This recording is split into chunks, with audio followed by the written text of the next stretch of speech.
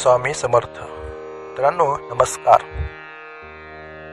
आज आपण पाहणार आहोत श्री गुरु दत्तात्रेयांची जन्मकथा, अध्याय 4. मधारकांची विनंती ऐकून सिद्ध म्हणाले, तुम्ही जिज्ञासेने खूप चांगला प्रश्न विचारला आहे. तुमच्या प्रश्नामुळे ही कथा मला साध्यंत आठवत आहे. मी तुम्हाला अत्रे ऋषींची सृष्टीच्या उत्पत्तीपासूनची समग्र कथा सांगतो, ऐका. सृष्टीच्या उत्पत्तीपूर्वी सर्व जलमय होते. नंतर त्यात हिरण्यगर्भ निर्माण झाले. हिरण्यगर्भ म्हणजेच रजोगुणापासून उत्पन्न झालेले ब्रह्मदेव. त्या ब्रह्मगताला ब्रह्मांड असेही म्हणतात. पुढे त्याची 2 शकले झाली, आकाश आणि भूमी. ब्रह्माजींनी त्यामध्ये 14 भुवनांची रचना केली. तसेच 10 दिशा, काळ, मन, बुद्धी, वाणी व काम क्रोधादी षडविकार यांचीही निर्मिती केली. मग त्या सृष्टीची आणखी विस्तृत रचना करण्यासाठी मरीची, अत्री, अंगिरस, पुलस्त्य, पुलह, ऋतू आणि वसिष्ठ असे 7 मानसपुत्र निर्माण केले. हे सप्तर्षी म्हणून प्रख्यात झाले. अनसूया या अत्रि ऋषींच्या पत्नी. त्याच जगज्जननी जगदंबा. त्या अतिशय सुंदर होत्या, महान पतिव्रता होत्या. त्यांच्या पतिसेवेचा पुण्यप्रभाव इतका वाढला की त्या पुण्याईच्या बळावर त्या स्वर्गाच्या स्वामिनी होतात की काय अशी देवांना चिंता वाटू लागली. तेव्हा इंद्रादी सर्व देवांनी ब्रह्मा, विष्णू, महेश यांची भेट घेतली. त्यांना अत्रि आणि अनसूया यांची सर्व हकीकत सांगितली. देवराज म्हणाले, अत्रि ऋषी हे थोर तपस्वी आहेत. त्यांच्या पत्नी अनसूया मोठ्या पतिव्रता आहेत. त्या काया वाचा मनाने अतिसेवा करतात. आलेल्या अतिथींचे पूजन करतात व कोणालाही विनमुख पाठवत नाहीत. त्यांचे अलौकिक आचरण पाहून सूर्यनारायणही घाबरतात. त्यांना त्रास होऊ नये म्हणून ते मंद मंद उष्णता देतात. त्यांच्यासाठी अग्नी शीतल होतो, वायू सौम्य होतो, तर त्यांच्या पावलांना त्रास देऊ नये म्हणून भूमी मृदू होते. त्यांना उपद्रव झाल्यास त्या श्राप देतील की काय अशी आम्हाला सतत भीती वाटते. त्यांचा पुण्यप्रभाव इतका थोर आहे की आमच्यापैकी कोणाचेही स्थान हिरावून घेऊ शकतात. शिवाय त्यांनी एखाद्याला वर दिल्यास तो आम्हालाही मारू शकतो. म्हणून तुम्ही त्रिदेवांनी यावर काहीतरी उपाय योजना करा, अन्यथा भविष्यात आम्ही सर्व देव त्यांचीच सेवा करत आहोत असे दृश्य दिसेल. देवांचे गाढाने ऐकून ब्रह्मा, विष्णू व महेश यांना राग आला. चला, आपण स्वतःच जाऊन त्यांच्या पतिव्रत्याची परीक्षा घेऊ आणि त्यांचा व्रतभंग करून त्यांना यमसदनी पाठवू असे बोलून त्यांनी देवांना अभय दिले. त्यानंतर हेही अनसूयांचे सत्व पाहण्यासाठी भिक्षुकांच्या रूपाने अत्रींच्या आश्रमाद्वारे आले. त्यावेळी ते ऋषी अनुष्ठानासाठी बाहेर गेले होते. आश्रमात अनसूया एकट्याच होत्या. भिक्षुकांनी त्यांना हाक मारली. म्हणाले, हे सती, तुमच्या आश्रमात नेहमी अन्नसंतर्पण होते आणि तुम्ही अभ्यागतांना इच्छा भोजन देता. अशी तुमची कीर्ती ऐकून आम्ही ब्राह्मण अतिथी म्हणून इथे आलो आहोत. आम्हाला भूक लागली आहे, म्हणून लवकरात लवकर इच्छा भोजन द्या, अन्यथा आम्ही अन्यत्र जातो.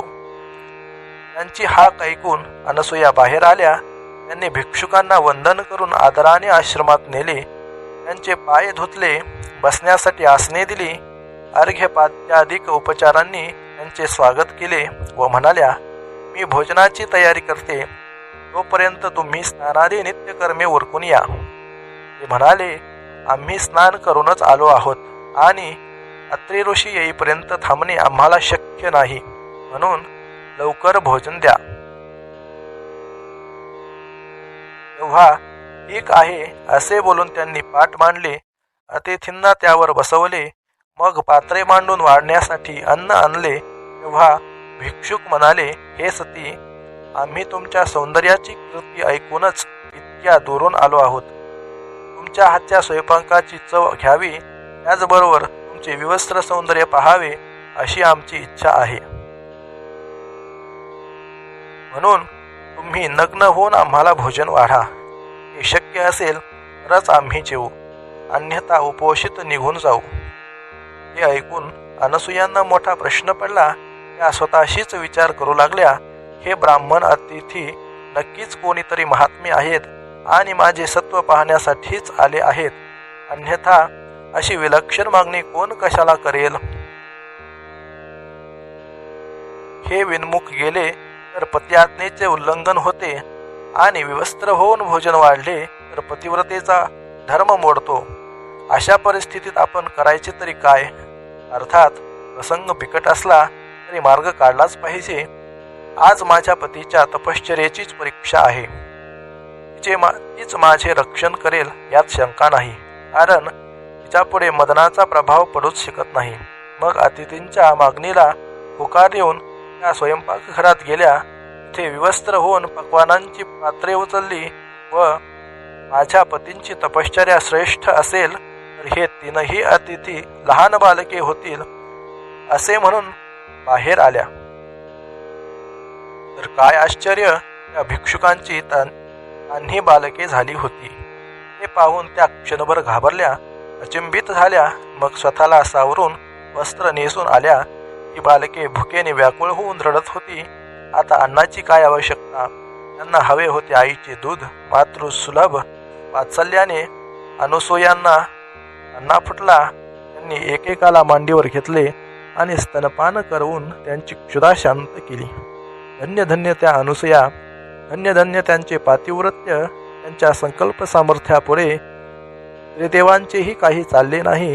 त्यांची बालके झाली. त्यांना जगदंबाचे दूध पिण्याचे भाग्य लाभले. अनसुया तीनही देवांच्या आई झाल्या. बालकांना कडेवर घेऊन खेळवू लागल्या. त्यांनी त्यांना पाळण्यात घातले. त्यांना निजवण्यासाठी अंगाई गीते म्हटली. त्या गीतांमध्ये उपनिषदांचे अर्थ होते. ती गीते ऐकता ऐकता बालकी निद्राधीन झाली. माध्यान्ह झाली. अत्रि ऋषी आश्रमात परतले. पाळण्यात झोपलेल्या बालकांना पाहून त्यांना मोठे आश्चर्य वाटले. अनसुयांनी त्यांना सर्व वृत्तांत सांगितला.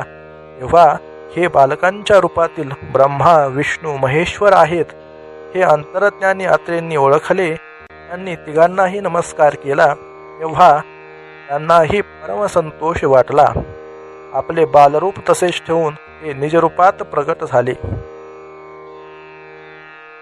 त्यांनी अत्रि आणि अनसुया यांच्या अलौकिक आचरणाची प्रशंसा केली आणि ऋषीवर्यांना वर मागण्यास सांगितले. त्यांनी अनसुयांकडे सहेतुक पाहिले. तेव्हा त्या म्हणाल्या, नाथ, हे तीनही देव तुमच्या भक्तीने प्रसन्न होऊन इथे आलेले आहेत. तुम्ही यांच्याकडून पुत्र मागा. अत्रि म्हणाले, हे देवश्रेष्ठींनो, तुम्ही बालरूपाने माझ्या घरी आलेलेच आहात, तर पुत्र रूपानेच इथे राहा.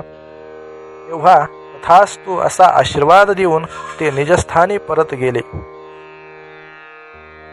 अत्रि आणि अनसुयांनी त्या बालकांचे नामकरण केले.